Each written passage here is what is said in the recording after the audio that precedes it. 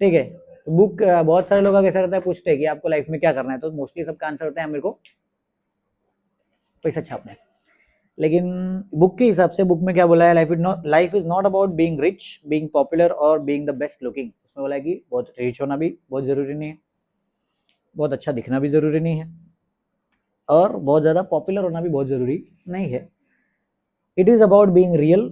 आपका जो basic personality है, जो असली पर्सनैलिटी है वो रहना, वो उसको अडेप्ट करके रखना वो जरूरी है। दूसरा being genuine is important. Genuine मतलब सच्चाई के साथ में रहना, झूठ नहीं बोलने का, वो इम्पोर्टेंट है। और चौथा and true to who you are, आपका जो पर्सनैलिटी है वैसा ही अगर आप रहते हो तो वो लाइफ का मेन पर्पस होना चाहिए, ऐसा उसमें बोला है। There are two primary emotions, happiness and sadness. दो मेन प्राइमरी इमोशंस है। अगर इमोशंस क्या कितने टाइप का है वो देखेंगे तो दो ही मेन प्राइमरी इमोशंस है। As our experiences change in the emotions change, the emotions transform into various levels, giving it different names. Example, happiness can also be transformed into joy. Sadness can be transformed into grief or shame.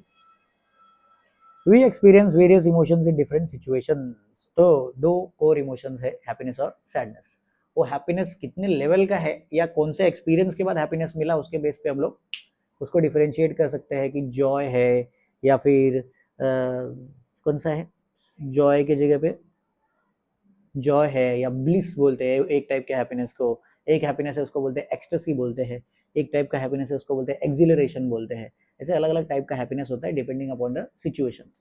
Sadness का भी अपना अलग अलग type होता है। जब वो sadness क्या एक्सपेक्टेशन था उसके बेस पे अगर सैडनेस मिलता है तो मालूम पड़ता है। एग्जाम्पल, अगर आपको कोई चीज़ चाहिए था कि मेरे को चाहिए एक फ़ोन, नया फ़ोन चाहिए, पेरेंट्स ने दिलाया नहीं, तो गुस्सा भी आ सकता है। तो वो चीज़ जो आपको नहीं मिला, पहला दुख हुआ, फिर उसके बाद गुस्सा है कि अरे ये बहुत गंदा है, ऐसा थोड़ा टाइम के लिए रहता है।